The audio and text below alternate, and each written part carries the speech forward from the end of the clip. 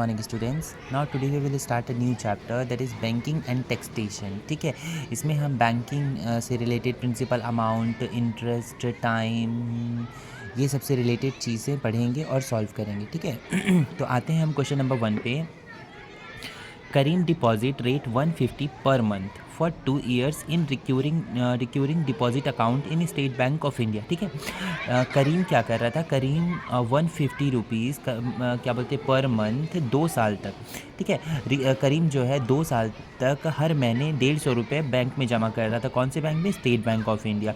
If the rate of the interest is 5% per year, अगर उसका क्या बोलते हैं हर ईयर उसको 5% ब्याज मिल रहा था, then calculate how much amount will pay the bank to him after 2 years. ठीक है तो बैंक उसको 2 साल के बाद टोटल कितने रुपए देगी। ठीक है, मतलब बेसिकली इसमें ये पूछा है कि जो करीम है वो 150 रुपये पर महीने 2 साल तक वो अकाउंट में बैंक में जमा करता रहा और बैंक वाले उसको उस चीज़ का 5% क्या बोलते हैं पे कर रहे थे। ठीक है, तो वो मतलब जब उसका 2 साल कंप्लीट हो जाएगा तो बैंक से वो कितना रुपये पाएगा, ये पूछा है। ठीक है, तो सबसे पहले इसमें जो दिया है वो हम लिख लेते हैं।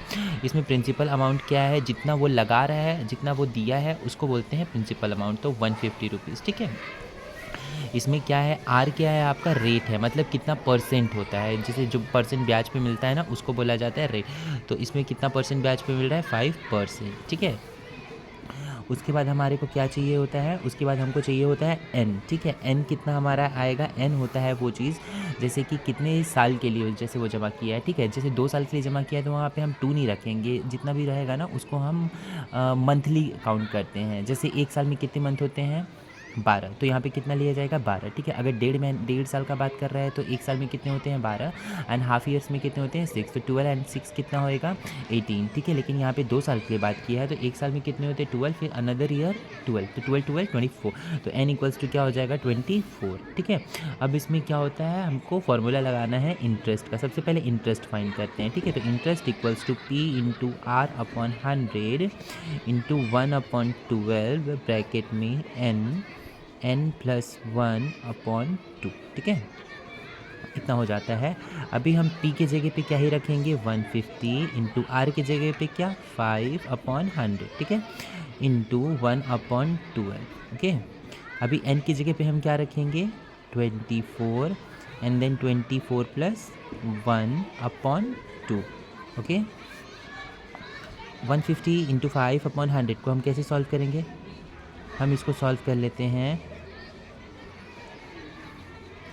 ये कट जाएगा, 5 1 जा 5, 5 2 जा 10। ठीक है, ठीक, तो ये 15/2 इंटू 1/12 ब्रैकेट में 24 इंटू 25/2।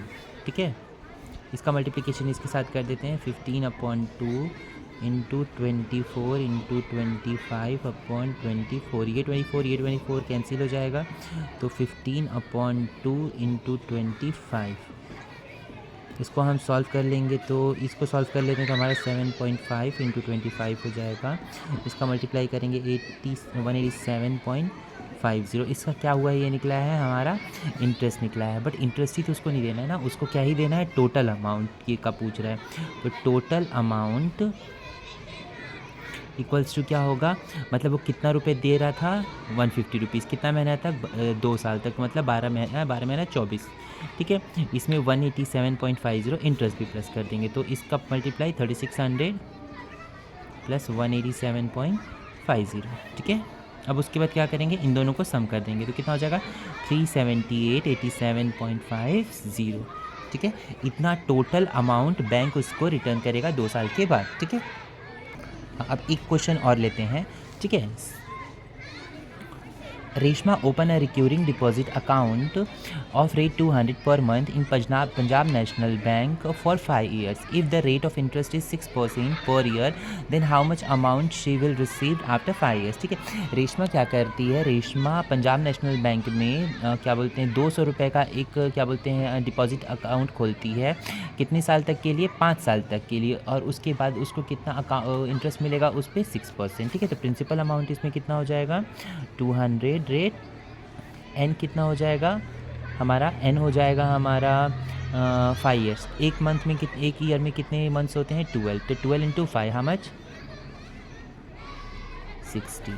और हमारा आर कितना हो जाएगा, रेट कितना हो जाएगा, इस पर रेट कितना मिल रहा है 6%। ठीक है, अब फॉर्मूला लगा देते हैं वही वाला, आई इंटरेस्ट वाला, I equals to P into R upon 100 into 1/12 bracket में यहाँ पे 60 प्लस 1/2। ठीक है, अब इसको सॉल्व कर लेते हैं।